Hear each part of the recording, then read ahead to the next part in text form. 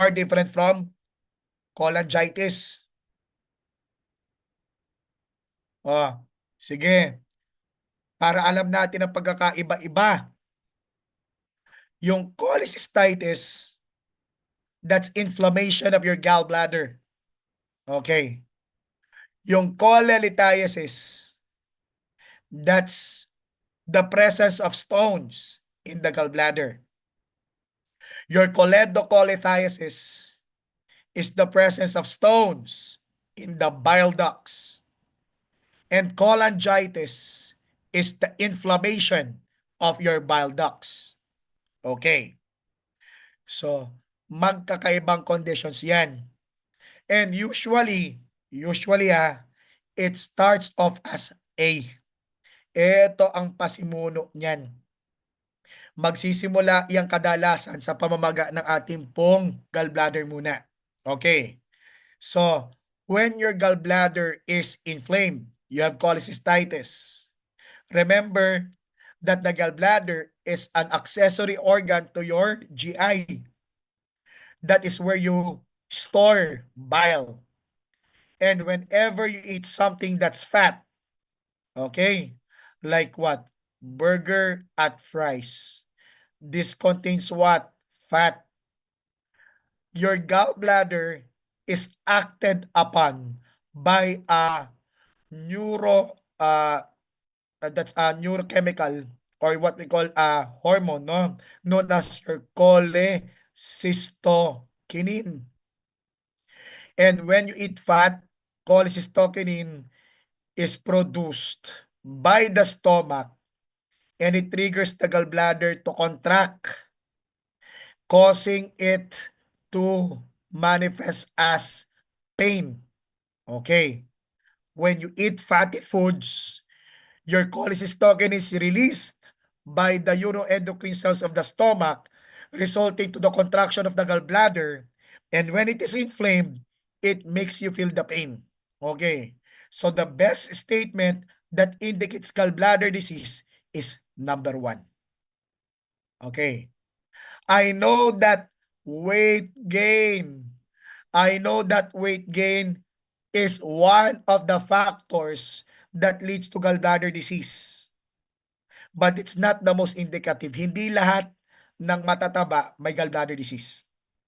Okay. When your stools are dark or even black, it represents something else.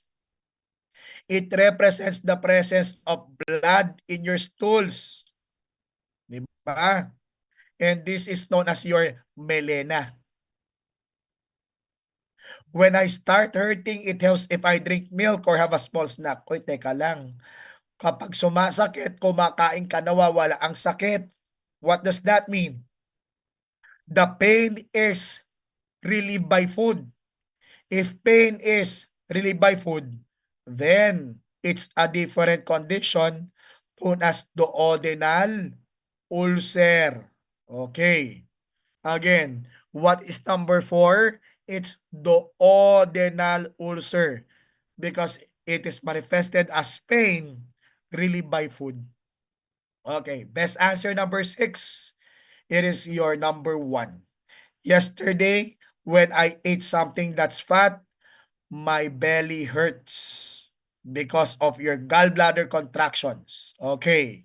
Related nating assessment. Assess for Murphy's sign. No. Murphy's sign is when you place your hand on deep palpation at the right upper quadrant. Then ask the client to do deep breathing or inhale. It results to your pain. Okay. Yan yung Murphy sign nyo. Okay. Class, ulitin ko. Gallbladder, pancreas. O ito. Saan sir sasakit? Gallbladder, sasakit ang right upper quadrant mo. Then magre-radiate sa ating right shoulder. Papunta sa inyong back papalikod. Hindi ko sinabing papunta sa kamay. Pancreas. Usually, this is epigastric pain that radiates to the left shoulder. Okay. Pero hindi ko sinabing nag-radiate po yan sa ating left arm. For pancreatitis, pancreatitis is often represented as epigastric pain that radiates to the left shoulder. Okay. But it's relieved when you assume a fetal position. So yan yung ating pong pancreatitis. Pero kapag nakita mo, ay teka lang, bakit kaya ganon? Nagkaroon ako ng chest pain that radiates to the left arm. Radiating to the left arm means it's already your heart that is the problem. Okay? So take note of that. Common questions din yan. Okay, number 6. Number 7. The emergency responders enter the emergency department with a client in cardiac arrest. One of the responders performing chest compressions. What is the best assessment for the nurse to determine if the responder is compressing with enough force? Ang tinatanong, kung nako-compress ba ng enough force. Okay. Ibig sabihin, kapag nagche-chest compression ka, effective yung ating pumpwersa at lalim, which means na itutulak niya ang dugo. Number 1, dilated pupils. Aba, teka lang muna. This is a neurologic assessment that is not representing yung ating successful chest compressions. Presence of carotid pulse with each compression. O kapag halimbawa, nakakapamo ang ating presence of carotid pulse, ibig sabihin, dumadaloy ang dugo ng ating pong pasyente. Napupush mo eh. Cardiac rhythm on the monitor. Wait lang, question. Okay. Cardiac rhythm on the monitor. Kaya ka nga nag-CPR sa pasyente kasi nga na-arrest ang pasyente mo. Cardiac arrest nga eh. Ba't ka maghintay ng cardiac rhythm on the monitor? Rise and fall of client's chest with ventilation. Rise and fall of client's chest with ventilation. So class, ang ating pong number 4, it is not representing yung mismong compression mo. Okay? But when you try to ventilate the client po natin. Okay, so yun po yung ating pong pag-rise at fall ng ating pong chest.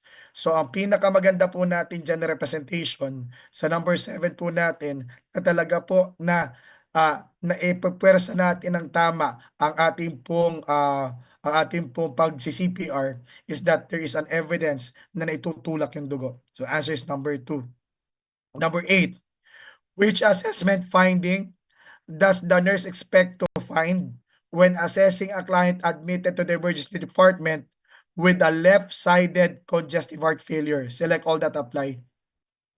Class, ito ang pinaka-mnemonic nyo na kadalasan nyo namang ginagamit. Kapag left-sided, lagi naman nating incorporated ang if it's left-sided, it affect what? The lungs. Left for lungs, ba? Select all that apply. Something to do with your lungs. What's your answer? It's 2 and 3. Okay, 2 and 3. Crackles and orthopnea are representative of your pulmonary congestion. Pulmonary congestion, which may also mean that there may be pulmonary edema brought about by left-sided congestive heart failure. Ascites, hepatomegaly, and GI problem are all manifestation of your right-sided heart failure. Okay. So number 8, it's 2 and 3. Left-sided means lungs. Okay. Let's clear all the drawings. Let's move forward. Moving forward to the next nating pong question number 9. The nurse is teaching a group of pregnant women about hormonal changes during pregnancy. The nurse recognized that the teaching was successful when the woman identified which hormone is causing amenorrhea. Class, bakit wala kang menses? Ano nagkokos ng ating kawalan ng menses? What supports yung ating pong endometrial lining to be thick? Ah, bakit makapal yan? Class, ang FSH nyo, ang role nito, okay, ang FSH nyo, ang role niyan is for the maturation of the ovum. Okay. Ang HCG natin is a manifestation lang yan. Tumataas siya kapag meron tayong successful na conception or pregnancy. The question here is, what's causing amenorrhea? So the answer is it progesterone or estrogen? Answer is progesterone. Okay. The hormone that causes amenorrhea is progesterone. No, yung ating pong luteal phase, no? Your luteal phase, okay, is manifested by an increase in progesterone levels. Okay? So yan yung ating pong reason din kung bakit hindi nag-slough off ang ating pong kung bakit hindi nag-slough off ang ating pong pinaka-lining. Okay, which doesn't cause menses. So progesterone is the hormone that causing amenorrhea. Okay. So same thing with yung ating pong sa ating pong kapag ang pasyente po natin ay gumagamit ng ating mga pills. Okay. Sir, bakit po yung iba hindi nagme-menses? Because some of your pills are progesterone-based pills. No? So, ang gagawin dyan, kapag halimbawa progesterone-based pills yung ano mo, once you stop taking the pills, tsaka po tayo magme-mens. Okay, kaya nga meron tayo po mga packets ng ating mga pills eh. Meron dyang pinaka-blank na mga pills na kung saan wala siyang content na progesterone. Okay, anyway, for number 10, which statement by a client scheduled to be discharged home following treatment for alcoholism would indicate the nurse that further instruction is necessary. So the question is further instruction. Okay. Further instruction means we're looking for something that is a negative response.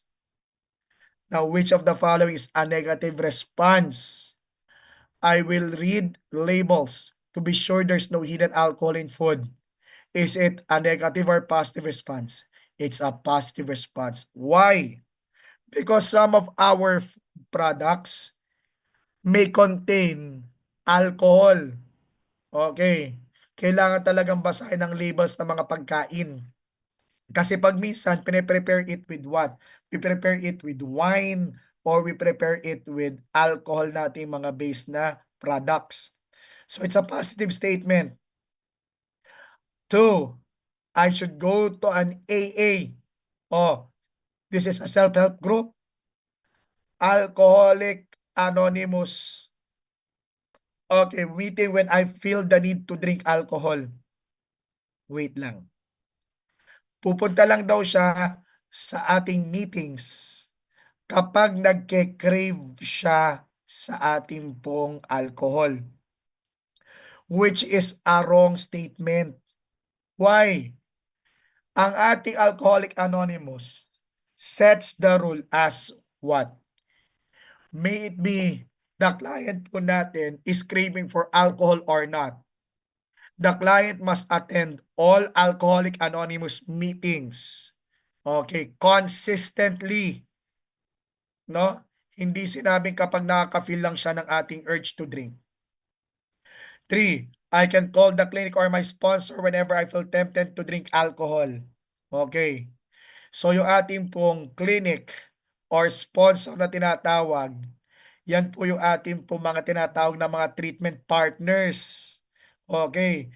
Kapag ang isang alcoholic person natetempt uminom ng alcohol, binibigyan po sila ng pinaka-hotline sa pinaka-partner clinic nila or treatment partner nila para makausap sila. Okay. To speak to them positively, okay? Para hindi ma-tempt na sa pag-inom ng alcohol. So this is also a positive statement. Next, even 1 glass of alcohol can cause me to start drinking regularly again. So, kinwantify 1 glass.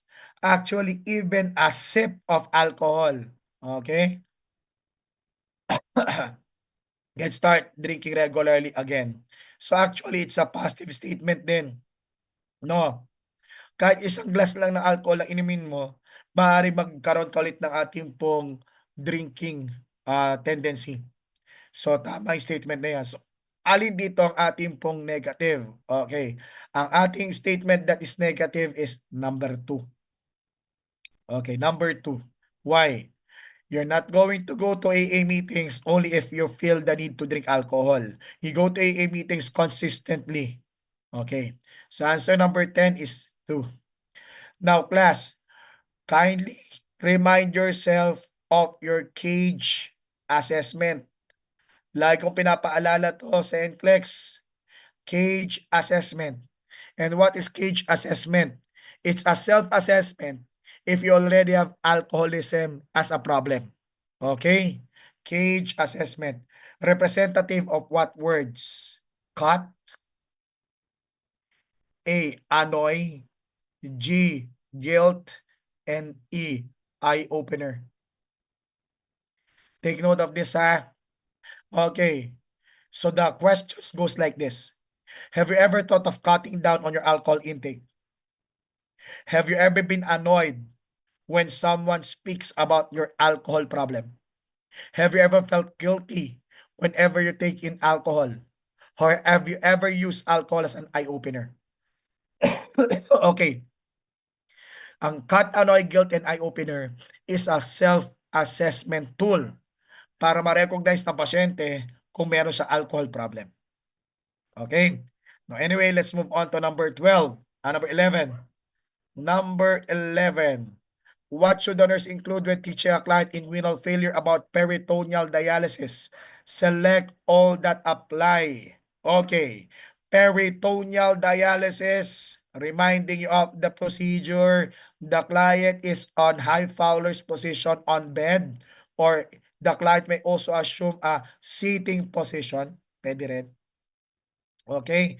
And a clean dialysate solution. A clean dialysate solution is infused inside the client's peritoneum. And that's what we call your inflow. Okay. Then, meron tayong tubings that can be clamped and unclamped. And there is what we call your drainage bag. You try to drain it after your dwell time. That's what we call your outflow. The time that it takes for the fluid to remain inside your peritoneum, that's known as your dwell time. Okay. Now, your dialysate solution, must be warm to room temperature.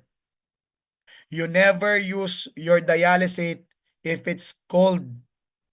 You have to warm it to room temperature because infusing it cold will not effectively cause yung ating pong diffusion of yung ating pong solutes in the peritoneum.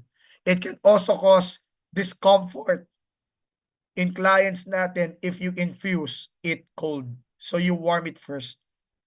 Your dialysate solution, your dialysate solution is usually packed or presented as 2 liters or even 2.5 liter bags, no? And you should completely empty it for a span of 10 to 15 minutes. So ulitin ko, Class, your dialysate is a 2 liter or 2.5 liter pack or bag that must be infused completely over a period of 10 to 15 minutes. Naintindihan? O ito, number 1 is wrong. Why? Just infuse a portion. Hindi 250 lang. Dapat lahat. At over. Sobrang bagal yan. Infusing a fresh nating dialysate na solution takes around 10 to 15 minutes lang. Use cool effluent. Wag. Okay. You instill it when it's already warm. Okay. Number 3, following prescribed dwell time, lower the bag to allow the fluid to drain out. O ito pinag-uusapan, lowering the bag. Tama yon, to allow it to drain. Next, the fluid that's returned should be clear in appearance. Ito daw yung tinatawag na fluid return o ang ibang tawag natin dyan, effluent. Okay. Dapat clear yan. Sabi nga ng mga matatandang doktor, kapag tinuturuan ng pasyente kung anong tamang kulay ng drain nila, supposedly, you can read a book, okay, through the bag. If you can read the letters on your book through the bag, kapag halimbawa nasisinag mo yung mga letra ng libro mo, binabasa, sa pagitan ng iyong mata at ng ating pong book, meron kang drainage bag, ibig sabihin, clear ang ating pong effluent. Why? So, dapat tama to. If cloudy, it represents a problem. Cloudiness of the bag may mean that there is a developing infection which is peritonitis. Okay.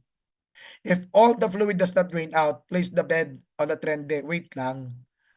Class, you do not place the bed on a Trendelenburg position. It will allow the accumulation of the remaining dialysate natin pong solution at the upper abdominal area. Gusto mo nga madrain siya eh. Paano mo i-drain? Place the client on a high Fowler's position para madrain thoroughly, or even at a sitting position. No. Number 6, acidities may be experienced when peritoneal dialysis used. Although this is very seldom documented, nangyayari talaga to. Okay. Why? What does the dialysate solution contain? It contains high amounts of sugar or glucose content. So, nare-recognize ng katawan natin yan, kahit i-infuse mo yan diretso sa tiyan, parang may nalalasahan kang matamis. Okay. So it's something that's considered as an unusual paradox pagdating sa ating peritoneal dialysis, but it happens. Okay? So 3, 4, and 6 are correct statements. Next, let's move forward. Okay, number 12. The nurse at the wellness clinic is teaching a client newly diagnosed with insulin-dependent diabetes mellitus. The client is asked about beginning an exercise program. Okay. The nurse bases the response on the fact that exercise has what effect on the body. Select all that apply. O check, it lowers blood sugar. Tama naman. It improves glucose utilization. It provides more energy. It's also correct. Okay. It enhances your tissues to take up glucose, which causes your ating body to have or produce more energy. Increase insulin need. Mali. The less insulin you need kapag ikaw po ay nag-exercise. Okay. So, dapat decreases insulin need. Reverses complication. Mali. Class, you cannot reverse complications. The only thing that you can do is to delay complications, not reverse. Increases the workload of the liver. Okay, answer is also wrong. No, it doesn't increases the workload of your liver. No, what's correct is that it decreases the workload of the liver. Mas pagod ang liver natin kapag mataas ang sugar mo. So, mas maganda na utilize ang sugar para hindi masyado nata-toxic ang liver natin. So anyway, the correct answer number 12 is just 1 and 2. What exercise program should be started for diabetics according to ADA? Okay. And some of you might have already heard this. No? It's 30 minutes of moderate activity. 30 minutes of moderate activity for 5 days in a week. So cumulative, it's 150 minutes of activity per week. Again, class, the recommended number of minutes for an exercise program to be started by diabetics is 30 minutes of moderate activity for 5 days in a week. Okay?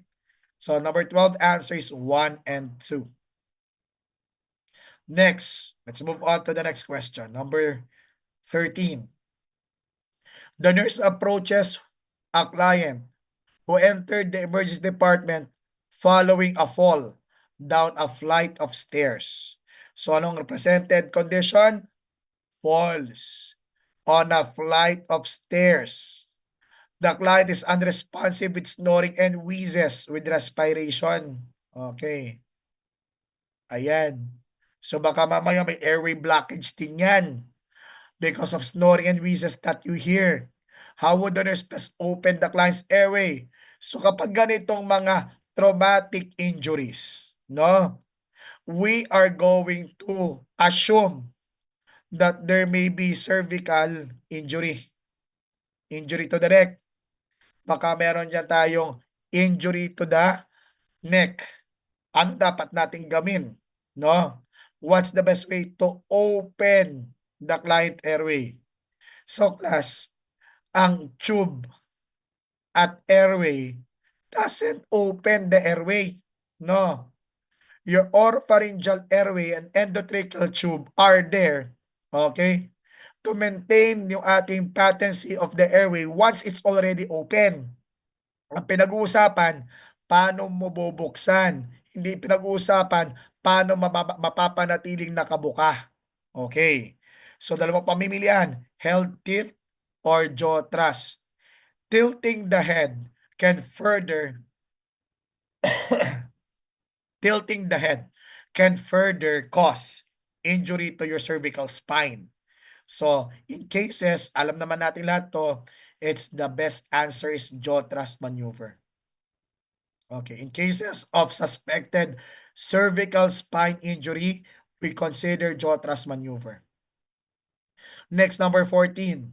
The nurse is teaching the family of a newly diagnosed diabetic client about treatment of hypoglycemia at home. Which guideline should be given to the family of the client? Okay.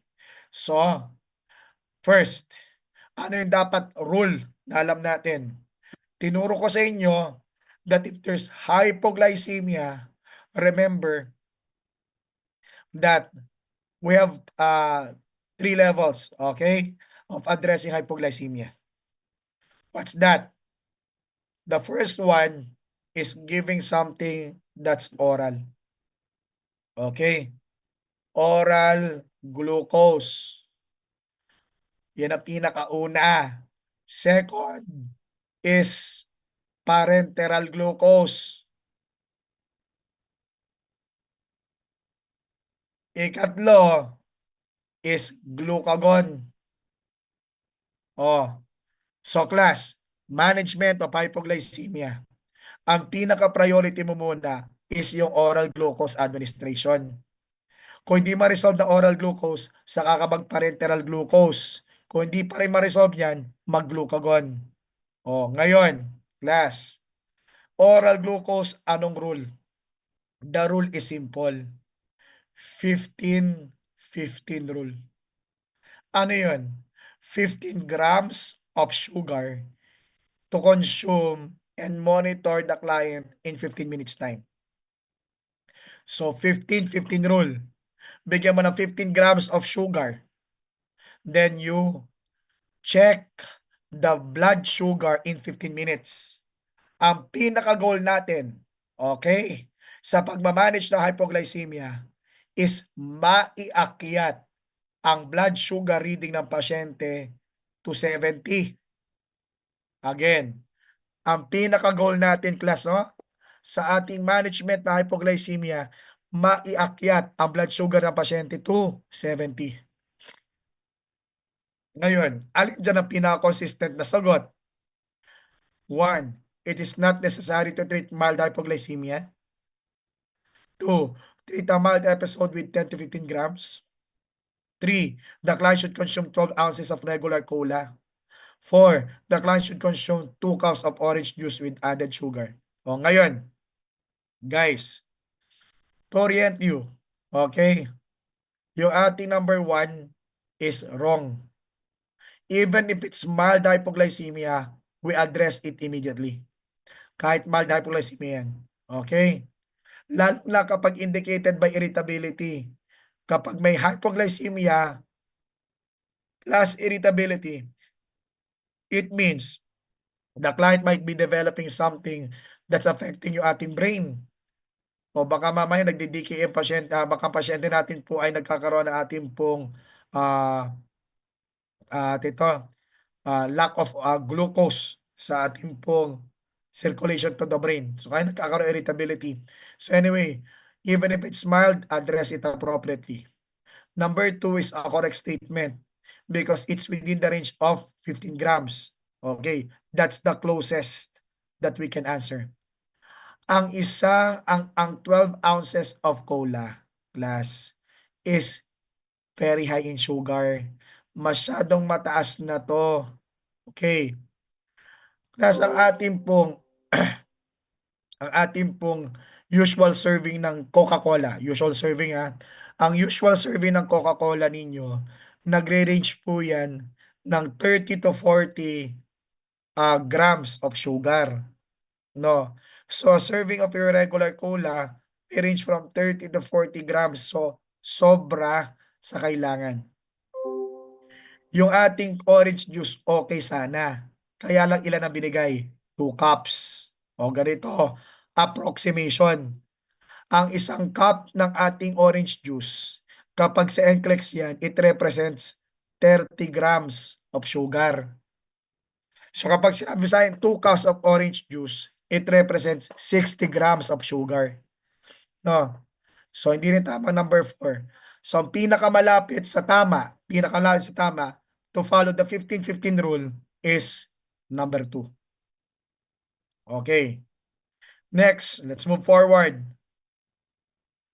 Kapag nagtitreat tayo ng hypoglycemia, we always prioritize in giving simple sugar first. But you have to follow it up with complex carbonex. Complex carbonex. O yan ang rule. Simple sugar, then complex carbo.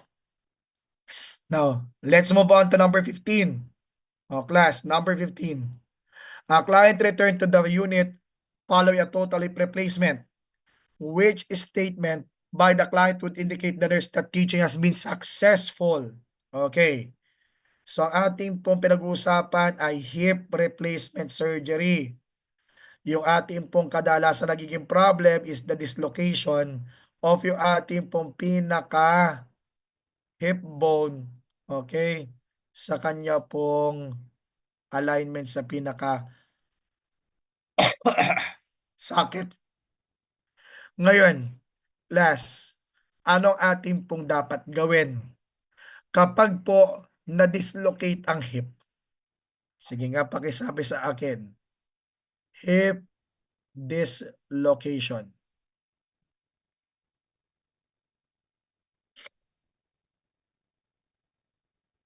Hip dislocation class.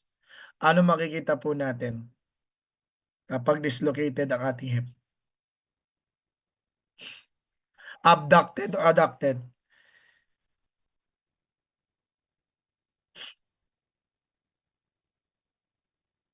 Dash.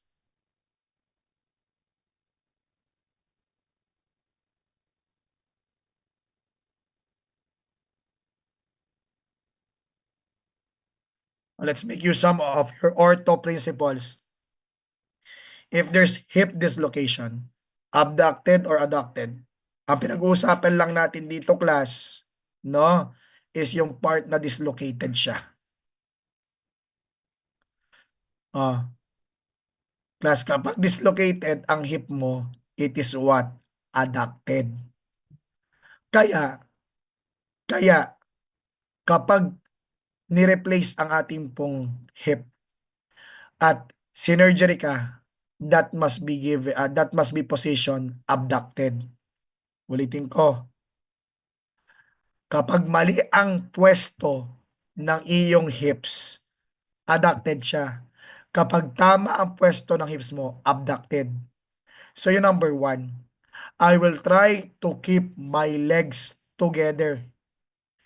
Keeping your legs together means putting on adducted position, which is wrong. Okay. That should be abducted.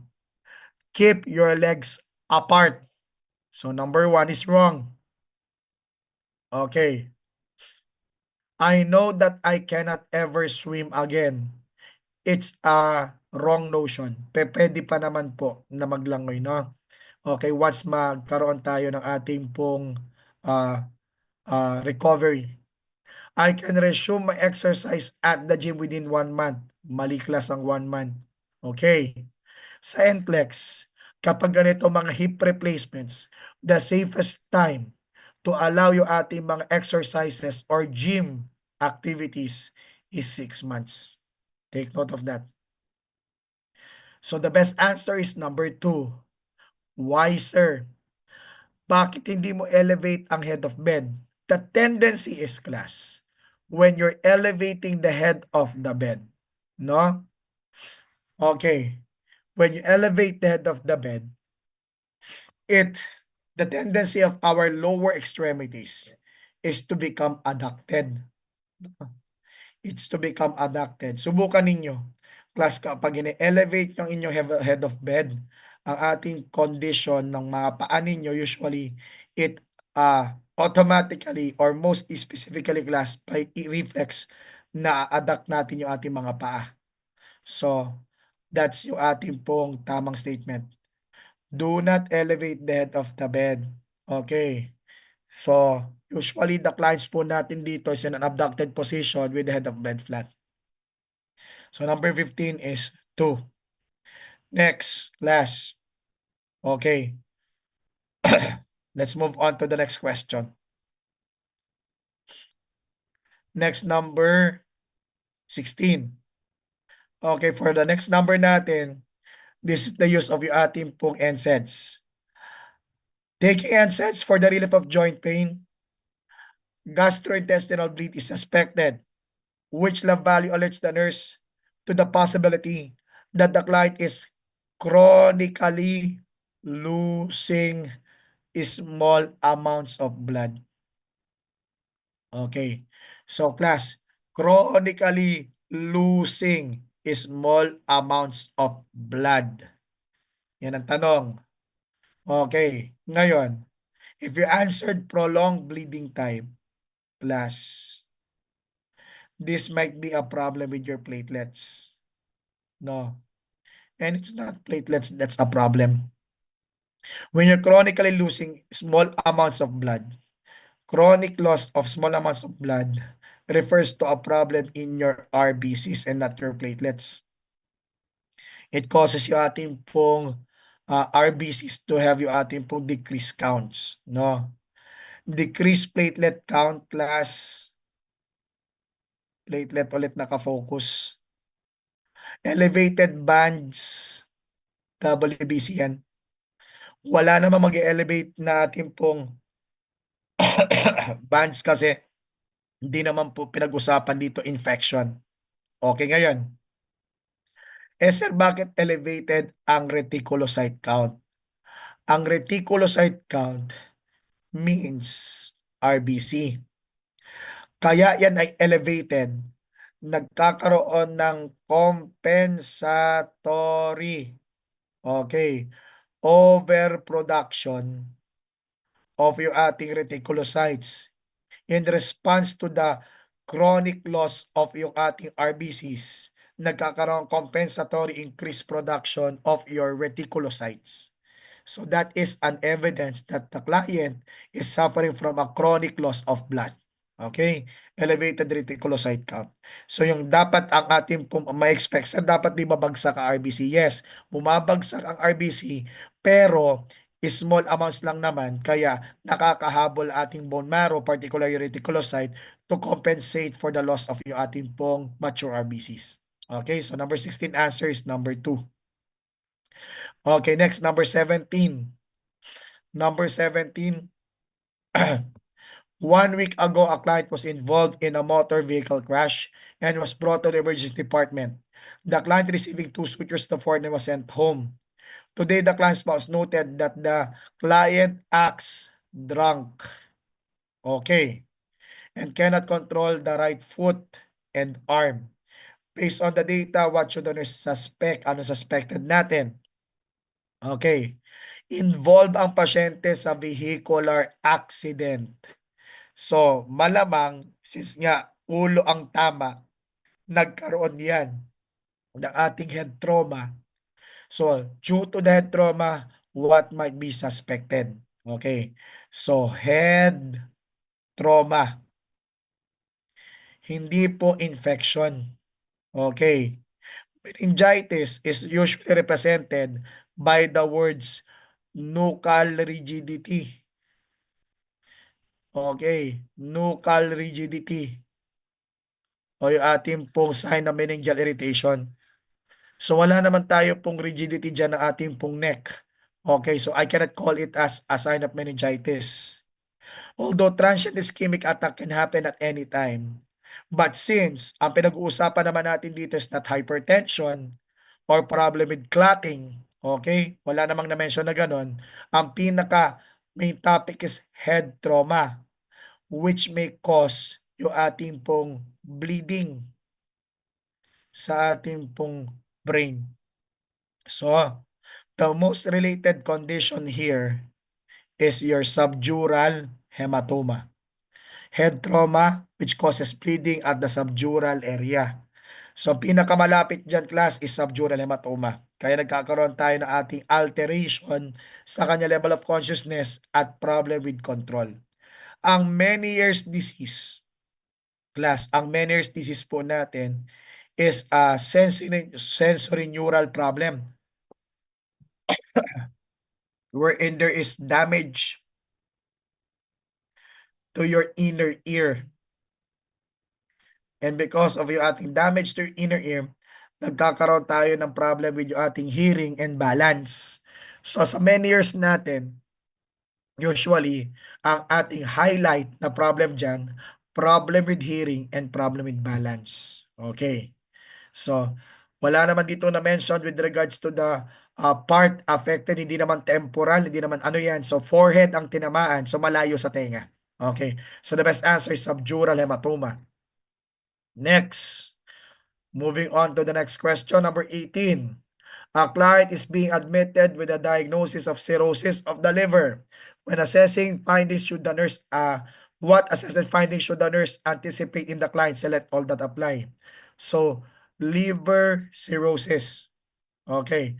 Pag sinabi natin meron kang liver cirrhosis, it occurs in stages. Sometimes it can be symptomatic, sometimes it can be asymptomatic first, no? But once it progresses, it becomes symptomatic. Okay.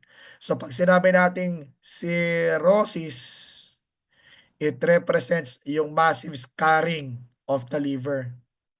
Okay.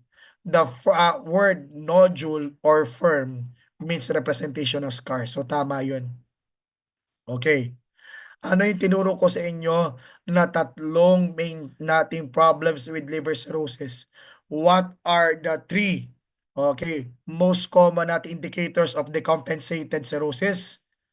What is known as ascites, varices, and hepatic encephalopathy. So all of these are expected in decompensated. Okay. So ascites is checked. Bakit nagkakaroon ng ascites?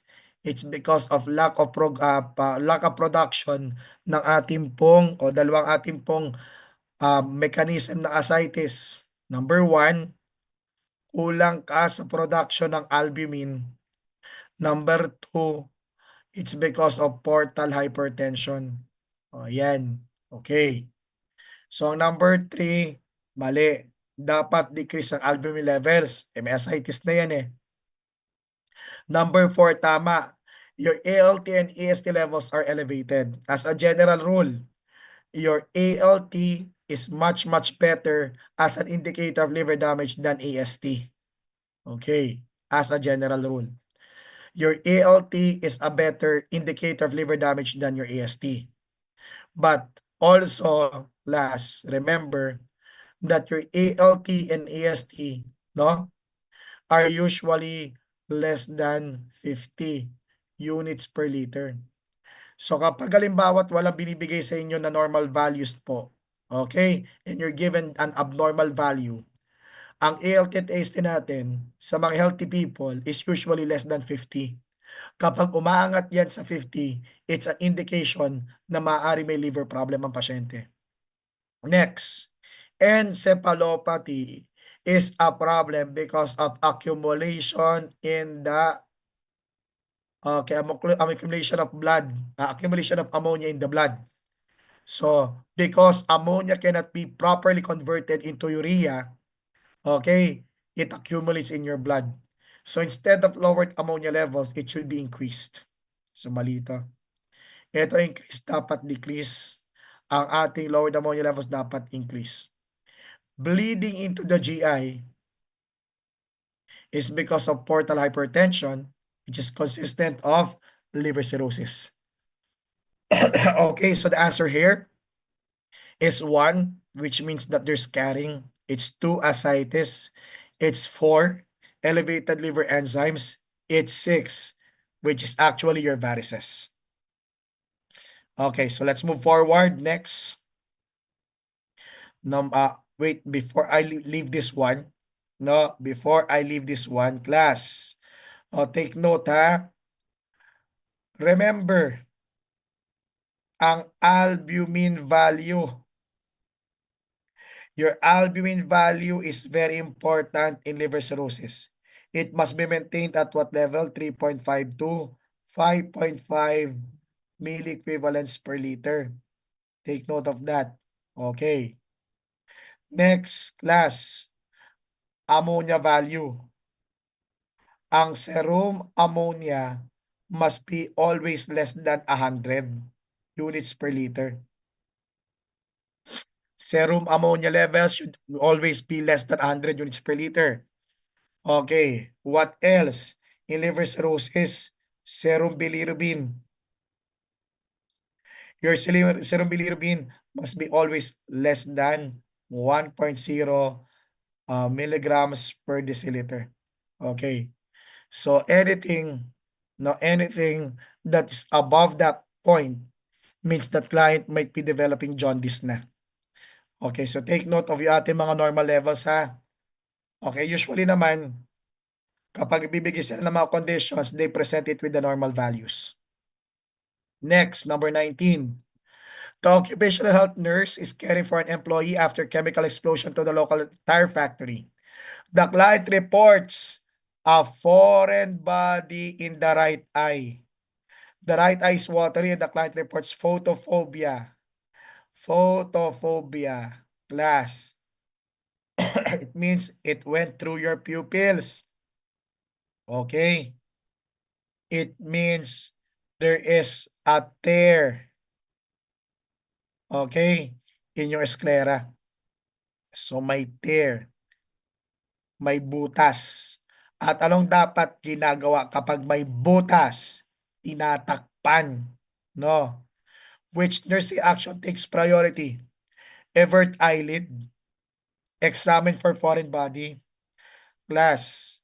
Ang ating further examination sa ating mata, ginagawa na yan sa ating pong emergency department.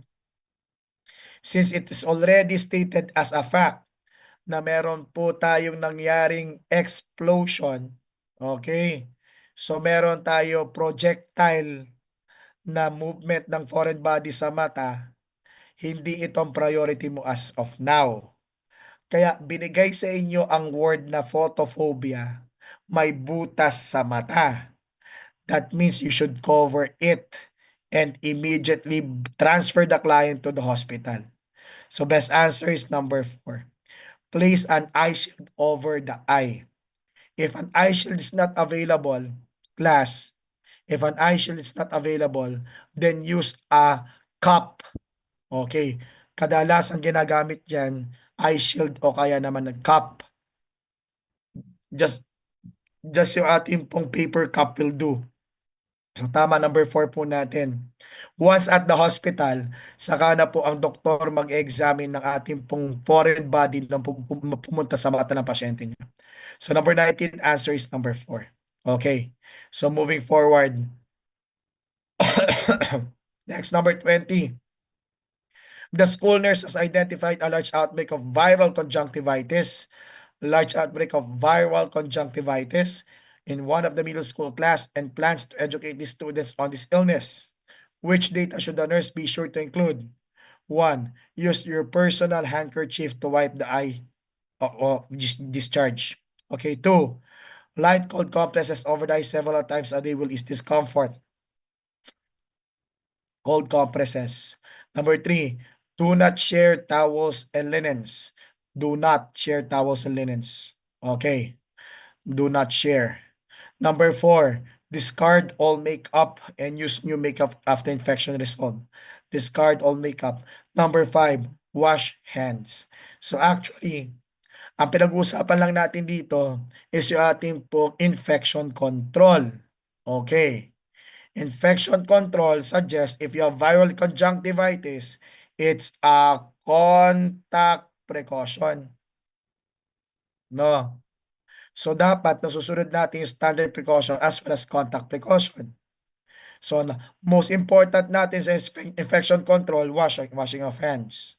O ngayon, kaya natin po binigay number 4, discarding all makeup and use new makeup for infection resolve. When infection resolves, it is because it is also a possibility na magkaroon ng ating reinfection o maaari mo ma-infect ulit ang sarili mo.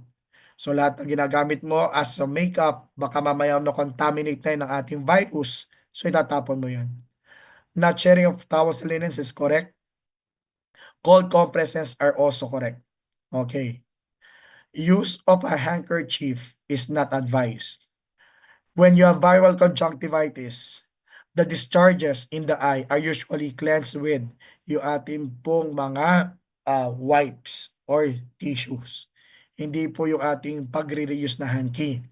Kapag kasi handkerchief o panyo, maaari mong ma-cross-contaminate, ma-cross-infect pa yung kabilang mata mo or ma-reinfect mo yung iyo pong mata kapag gumaling na.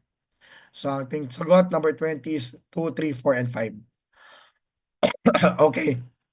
Class, reminding you of yung ating pong infection control. Sa infection control ninyo, take note of yung ating dalawang tier na sinusunod. Ang dalawang tier na sinusunod ninyo is always your standard precaution saka ang transmission-based precaution. Okay. So ulitin ko, standard precaution muna, then saka ka mag-consider ng transmission-based precaution. Ang transmission-based precaution na lang sa tatlo, airborne, droplet, contact. Okay, ganito. Sa NCLEX, there is no longer use of the word fluid, body fluid precaution. Wala ka nang mababasa sa NCLEX na body fluid precaution. Wala ka na rin mababasa na universal precaution. Kapag may nabasa kang body fluid precaution o universal precaution sa mga options, then discard of it. Obsolete na siya. Ang ating body fluid precaution at universal precaution, pinaltan niya ng standard precaution. O clear tayo ha? So kung sakasakaling mag-appear ang ating questions with regards to infection control, Ang atin lang mga measures are standard precaution and transmission-based precaution. Okay. So let us try to clear all drawings. Let's move on to the next question. Number 21. A nurse is caring for a client admitted with chronic fatigue and weakness. During the physical assessment, the nurse notes jaundice, sclera, abdominal distension, and swelling of the legs and ankles, bruises in various stages of healing throughout the body. Various stages of healing. Oh, may mga pasa-pasa. What nursing intervention should the nurse initiate? Select all that apply. Okay. So, itong mga ganitong questions, class, is just testing you of what is aligned with the condition. Tinetest lang kung alam natin anong ating magiging focus sa pasyente. To tell you frankly, itong pasyenteng to, okay, na nagsasuffer sa condition na to, my best guess is that this client has a hepatic problem. May liver problem yan. It explains kaya naninilaw. Ang paninilaw related sa ating problema sa atay. Abdominal distension is maybe ascites or ascitic fluid. Swelling in the legs and ankles, that's edema due to lack of albumin in the blood. And bruises in various stages of healing may mean that the client has decreased LOC, which means ang pasyente natin might be suffering from encephalopathy. What nursing intervention should nurse initiate? Select all that apply. Okay. So let's try to answer the following. Measurement of the abdomen is correct because of the ascites. Monitoring intake and output of the client is correct because of edema, which is a type of fluid retention. Obtaining the daily weights is also correct because of fluid retention as well. Fall precautions is correct because of a decreased LOC. Number 5 is incorrect. Usually, yung 3 square meals cannot be advised in clients with chronic fatigue. It's more effective to give nutrition to clients who are suffering from chronic fatigue in allowing the client to have small, frequent feedings. So again, no, related to fatigue, madaling mapagod. So hindi dapat 3 square meals. Mas maganda ang small, frequent feedings. Okay. So 21 answer natin is 1, 2, 3, and 4. So erase this one. Let's move forward. 20. Hindi rin kasama ang dangling of legs. Pag dinanggal mo ang legs mo, you place it on a dependent position, lalong magkakaroon yan ng edema. Okay? Let's move forward. Next, number 22. How would the nurse determine the correct size of the oropharyngeal airway for a client? Your oropharyngeal airway, just by the word itself, measures the length of the oral cavity up to the pharynx. That is the device known as oropharyngeal airway.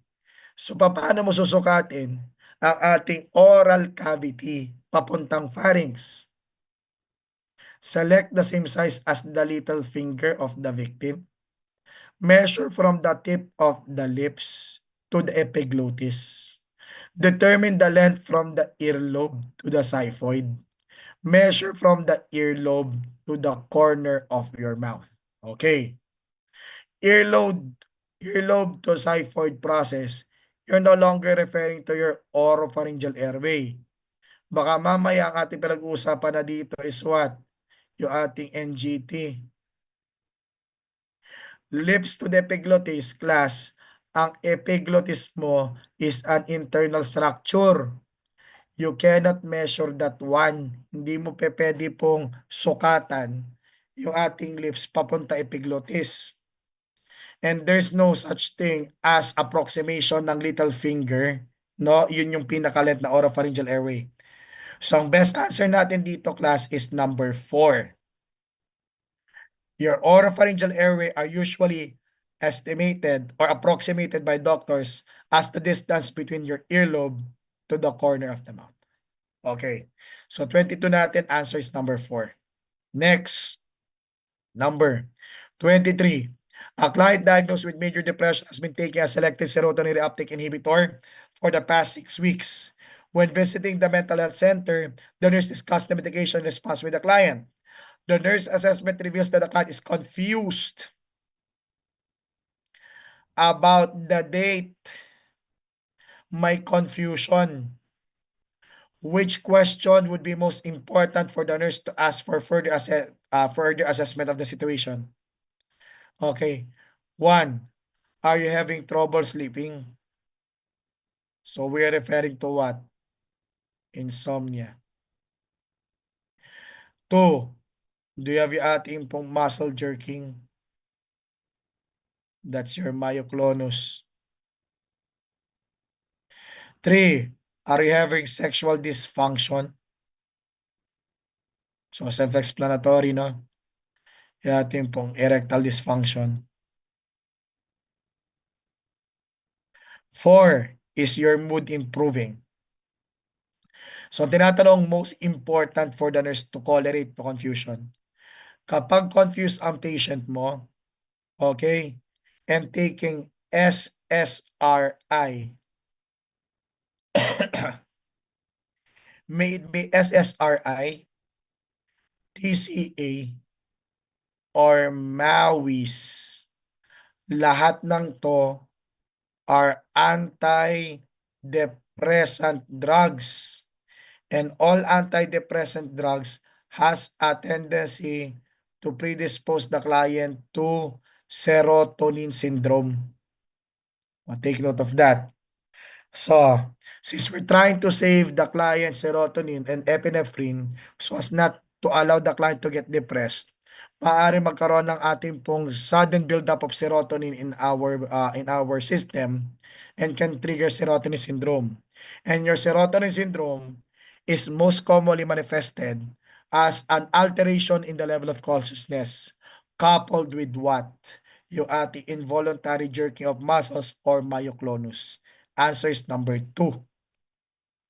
So, if the client is suffering from confusion, disorientation, along with abnormal muscle jerking o yung ating pong myoclonus, then you help the client to get evaluated or assessed for serotonin syndrome. Okay. Isang rule of thumb. When you're giving yung ating pong antidepressant drugs, you do not give it simultaneously. If you're going to shift from one drug to the next, the usual natin pong tapering should occur within 2 weeks time. Hindi ka pwedeng magsabay-sabay na iba't ibang uri ng ating antidepressants because of a problem known as serotonin syndrome. Okay. And one of the problems in serotonin syndrome is that it can cause yung ating confusion as well as yung ating pong involuntary muscle jerking. So 23 answer, number 2. Okay, moving forward. Let's clear all drawings. Let's move on to number 24. A child is being admitted with a possible rheumatic fever. What assessment data would be most important for the nurse to obtain from the parent? Okay, so how do you understand rheumatic fever? Rheumatic fever is also considered as, okay, yung ating pong endocarditis. Endocarditis, it's also related to the condition known as glomerulonephritis. Ayan. Okay. This infective endocarditis o yung ating pong rheumatic fever na yan. Okay.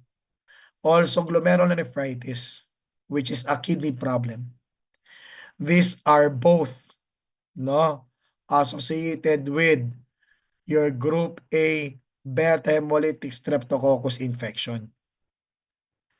Usually, around 2 to 3 weeks time after a bout of your GAPS infection, clients natin, most importantly children, develops complications in the heart as well as in the kidneys. Okay.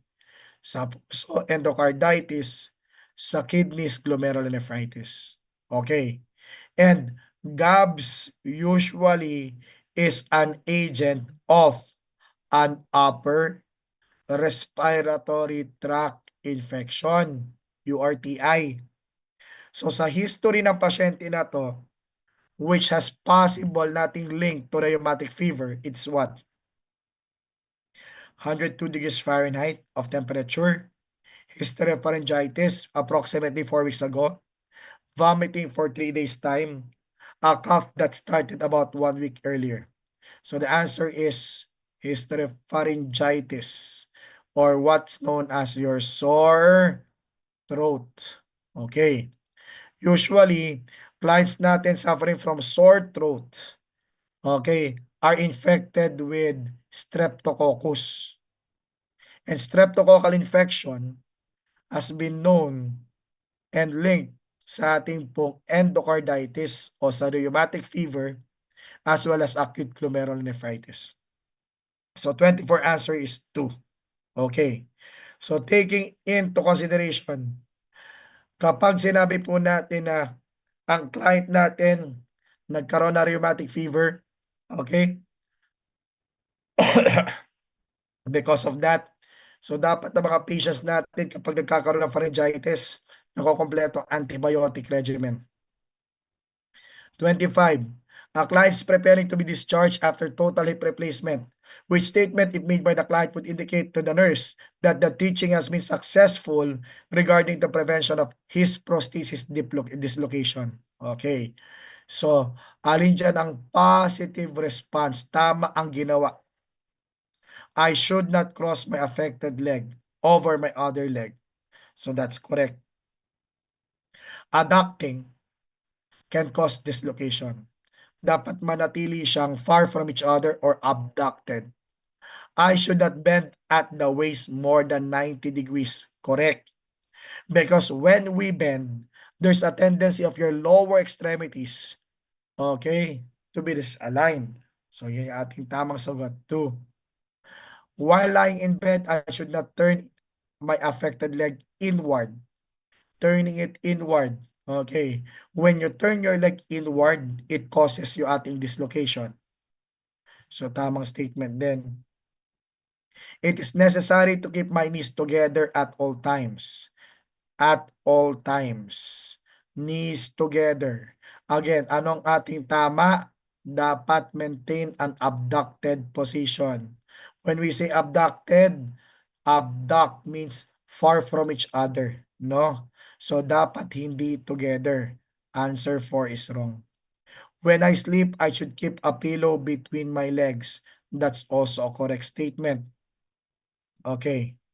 Why? When you sleep, class, remember yung ating pong pillows maintains the distance between your legs. It prevents you from having your adduction. So, tama yan. So, number 25, it's correct statement ng 1, 2, 3, and 5. Okay. So, dislocation or fracture. Siguro you have met the word sadder. Hip or leg dislocation or fracture, sadder. Okay. Ano ibig sabihin ng sadder natin? Shortened, adducted, externally rotated. Shortened, adducted, externally rotated. Oh, yun yung ating pong common na finding kapag may fracture or dislocation. The limb is shortened, adducted, and externally rotated. Okay. So number 25 is 1, 2, 3, and 5. Moving on to number 26. The nurse is caring for a client who was admitted to the hospital following severe motor vehicle crash in which the client was trapped in the car for several hours. The client is closely monitored for development of renal failure. Which assessment finding would warrant immediate reporting? Renal failure. So, ano ba ang mga indices of renal failure? So, primarily you have your creatinine as well as your BUN. What happens? It increases. Okay. The most common indices of renal failure is your rise in creatinine and BUN. At tingnan natin, creatinine value of 1.5 milligrams per deciliter. Answer is wrong. Your creatinine is normal at around what value? Ang creatinine natin po ay nasa anong value class? It's 0.6 to 1.2. Ang BUN naman natin nagre-range po yan ng 8, ng 8 to 20 milligrams per deciliter. So number 2, urine output of 50 plus. Ang urine output of 50 ba, one is renal failure na. What's the normal urine output? It's 30 to 60 ml per hour. So it's not number 2. Normal yan. Increase in BUN, possible. Calcium level of 9 milligrams per deciliter. O, ano ba ang ating total calcium level? Total calcium level is between 8.5 to 10.5 milligrams per deciliter. So within normal range siya. Okay. So hindi problema ang calcium levels mo. So clear tayo ha, class.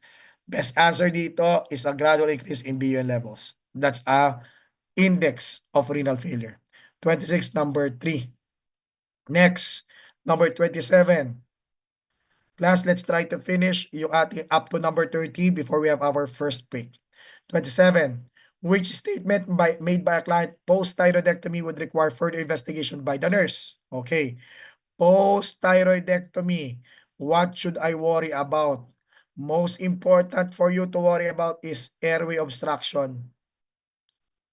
Airway obstruction. Ilista natin to. Because of laryngeal edema, post-thyroidectomy, pwede magkaroon ng airway obstruction. Number 2, hemorrhage or bleeding. Bleeding is another problem post-thyroidectomy because the area where you sever the thyroid gland is very vascular. So it's quite common that bleeding occurs. Next, what other complications should I mention here? Other than that, you have hypocalcemia. Accidental removal of the parathyroids are very common natin pong complication of thyroidectomy procedures. When you accidentally remove the parathyroids, it results to a lack of parathyroid hormone in the blood, resulting to a drop in calcium levels in the blood. So hypocalcemia is anticipated. Number 4, you also have yung ating tinatawag na thyroid storm. Thyroid storm, which is a problem when there's over-manipulation of the thyroid gland during the procedure. Or mixed edema coma. Mixed edema coma, which is a condition when there's a sudden drop in your thyroid hormones sa ating patient post-thyroidectomy. And number 6, laryngeal nerve damage. Laryngeal nerve damage. Okay. So, pinaka-common problem post-thyroidectomy are the following: airway obstruction, bleeding, hypocalcemia, thyroid storm, mixed edema coma, and laryngeal nerve damage. So, going back to the question, which needs further investigation? I have a tingling feeling with my fingers. It hurts when I move my head. I feel pressure in my arm when you take my blood pressure, or my legs are weak. Okay. So, ang pinaka-common na pine-present post-thyroidectomy as a problem, it's either airway obstruction or hypocalcemia. So again, class, which of the following is a manifestation of hypocalcemia? The word tingling is a giveaway. Okay. Tingling feeling in my fingers is hypocal. Remember that. Okay, let's try to recall. In general, if there's a drop in the level of calcium in the blood, remember the big letter T. that I have given to you during the board reviews. T stands for tetany. When you suffer from tetany, it means that the person has spasms in the muscles and paresthesias. Example of spasms of muscles are the spasm of the arm, which is trosus, or isang klase na ating spasm of your muscles on the cheeks, kyphostex, or the word tingling, which is paresthesia. But the most significant here is that usually loss of calcium results to cardiac dysrhythmia. And one of the cardiac dysrhythmia is your torsades de pointes or torsadopon. Okay, which is a form of ventricular tachycardia. So, it is a serious condition. If you have low levels of calcium, one of the life-threatening events that can happen is the development of your ventricular tachycardia. Oh, common notes, kapag calcium problems, always look at the QT intervals. Basta calcium problems, always look at the QT intervals of the ECG rhythm. Okay, so the answer there is number 27, number 1. Now let's move on to number 28. In the emergency department, the client po manifests severe epigastric pain. Severe. The client reports that 3 rolls of calcium carbonate was consumed. 3 rolls ng calcium carbonate. O yung ating pong antacid. Okay. Which is an antacid. Okay. It's calcium carbonate. After the ingestion, which blood gas report is associated? O yan. Antacid, anti-acid. Again, antacid, anti-acid. Uminom siya ng maraming carbonate. So malamang tumaas ang kanyang bicarbonate. So alin dyan ang mataas na bicarbonate? What's the value of bicarbonate natin? Normal value is 22 to 26. So you look for something that's high in bicarbonate value. Ayan, high in bicarbonate value. So this is low. This is normal. So 30 or 32 lang yan. Okay. If there's high bicarbonate value class, expect yung ating pong metabolic alkalosis. So dapat ang pH is high. pH is high as well. What's the pH value? It's 7.35 to 7.45. Okay. So this is normal. So you are left with number 1. The remaining correct answer is 1. A high pH is representing metabolic alkalosis that is brought about by carbonate intake, resulting to high bicarbonate levels. So number 28 answer is number 1. Okay, number 29. So for number 29, the nurse in the emergency department suspect that a client lesion is caused by anthrax. Oh, nag-mention ng word lesion. Lesion caused by anthrax. That particular lesion is on your skin. Okay. Which assessment question is most important? Have you traveled out of the United States? Bakit? Wala ba dito sa US? Class, no. Meron ito sa US. Anthrax is predominantly in farm animals. And in the US, there are farm animals. Have you recently worked with any farm animals or any skin? That's correct. Have you experienced any gastrointestinal? No. Ito, hindi ito. Ang pinag-usapang lesion sa balat, this is cutaneous anthrax. Gastrointestinal abscess is usually sa ingested anthrax. Okay. Have you eaten any home canned foods recently? Kapag canned foods ang ating pong pinag-uusapan at mga home canned foods lang siya, ibig sabihin hindi industrial canned foods, maaaring nag-trap yan ng isang anaerobic organism. And that anaerobic organism is your Clostridium botulinum, which can cause botulism. Okay. So ang number 4 is not about your anthrax, but it's about your botulism. Okay. So the correct answer, number 29, is number 2. Number 2. Let's move on to number 30. Which factor should the nurse include when teaching the parents about the risk for otitis media? Select all that apply. Okay, otitis media. Select all that apply. Okay. Breastfeeding, contact with siblings, daycare attendance, season of the year, age over 5.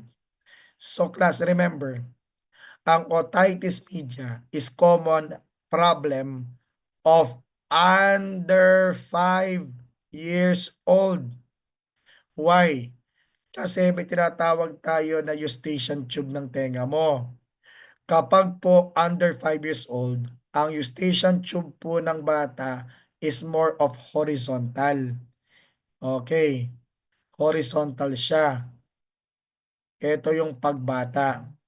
Kapag matanda na, ang ating po eustachian tube usually are more vertical. This is adult. So kapag masyadong horizontal rather than vertical, kapag meron tayong upper respiratory tract infection, madaling maka-ascend sa tenga. That's the problem. Okay. And the more commonly affected is under 5 years of age, not age over 5. So mali ang ating pong 5. Season of the year, that's correct. Why? Because there are yung ating pong seasonal na mga diseases.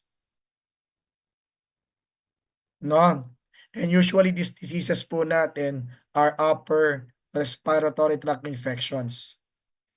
Daycare attendance and contact with siblings. No? Contact with siblings at daycare attendance increases the exposure to upper respiratory tract infection. Breastfeeding is not. Okay. So class, the best answer here is yung ating 2, 3, and 4. Okay. With regards to breastfeeding, if your child is properly being breastfed, no? At the particular natin pong position, properly latch ang bata, it will not increase the risk for otitis media. Okay? So it's 2, 3, and 4. Let me erase this one. Let's clear all our drawings, class.